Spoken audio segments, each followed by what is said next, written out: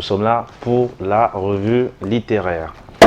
Internet, une chance pour l'Afrique. C'est vrai que mercredi dernier, déjà, on plantait le décor en ce qui concerne bien évidemment les jeunes et Internet aujourd'hui. Oui. Eh bien, nous devons former les jeunes afin qu'ils puissent utiliser Internet de manière responsable et en définitive, nous devons trouver un moyen leur permettant d'éviter des publications offensantes sur le net. Écrit l'auteur Jack Bonjao en 2002 dans cet ouvrage intitulé « Internet, une chance pour l'Afrique ». Vous verrez en image en tout cas. Voilà. Dès cette page 74, on sait que l'auteur est un visionnaire. L'ouvrage que voici devient une véritable chance pour la jeunesse, l'Afrique et le politique en cette année 2023. Cela dit, ce livre de 205 pages, 21 ans après, est encore et toujours d'actualité, Fidil et Patricia, plus que jamais.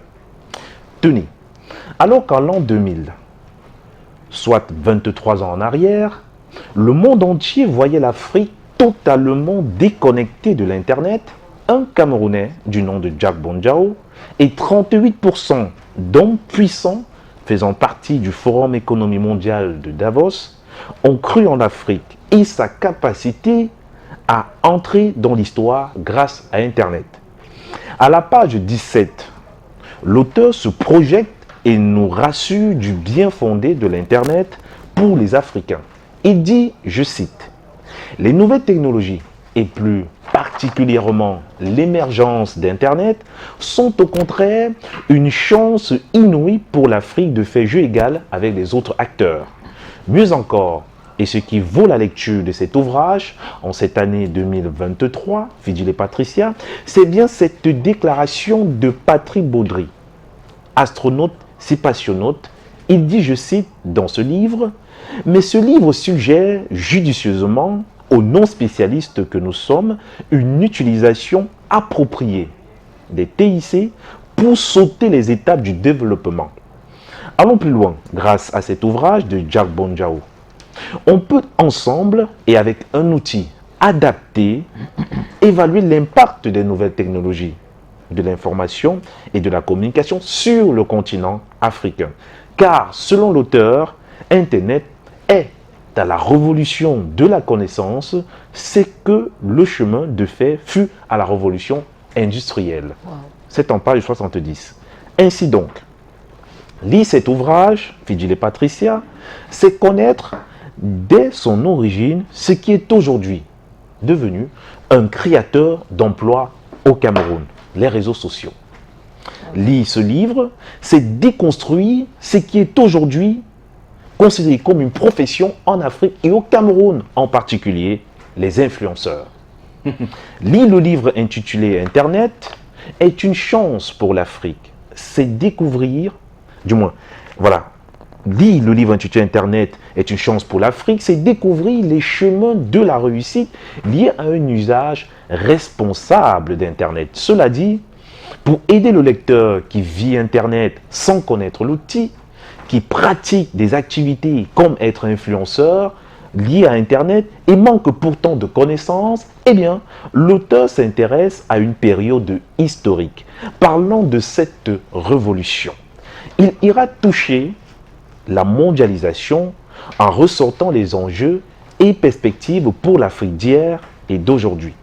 En tout cas, vous verrez les photos de l'auteur avec la première dame et bien sûr l'auteur qui reste l'un des tout premiers Camerounais à bosser à Microsoft.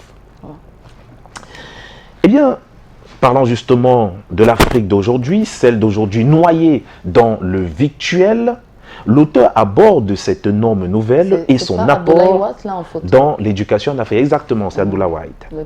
L'ex-président sénégalais. Exactement. Eh bien, Patricia et Fidil, le lecteur de ce travail scientifique et philosophique va découvrir en lisant les chances offertes à l'Afrique par l'e-économie.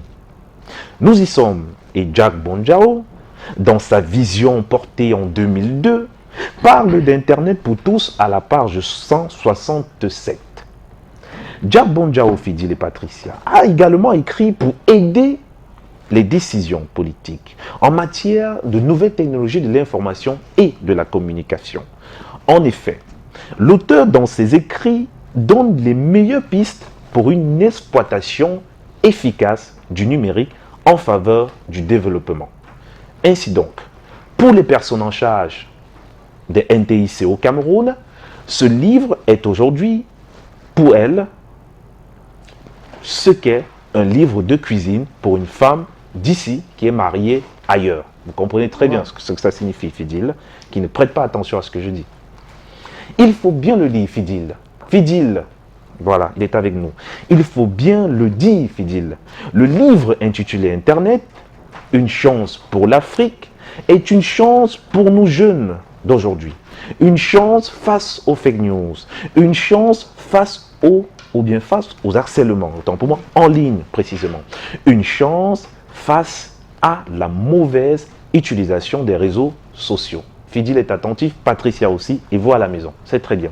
Ici commence donc Internet et comment faire du ménage dans ce milieu devenu dangereux et malheureux.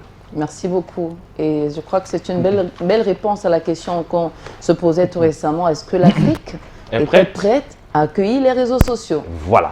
Comme il n'est jamais trop tard pour bien faire, on peut se rattraper. Vous posez une très belle question. Est-ce que l'Afrique est prête? Eh bien, ce livre répond amplement à cette question en offrant pas mal d'opportunités. Et bien sûr, il y a tout de même une déception. Hein.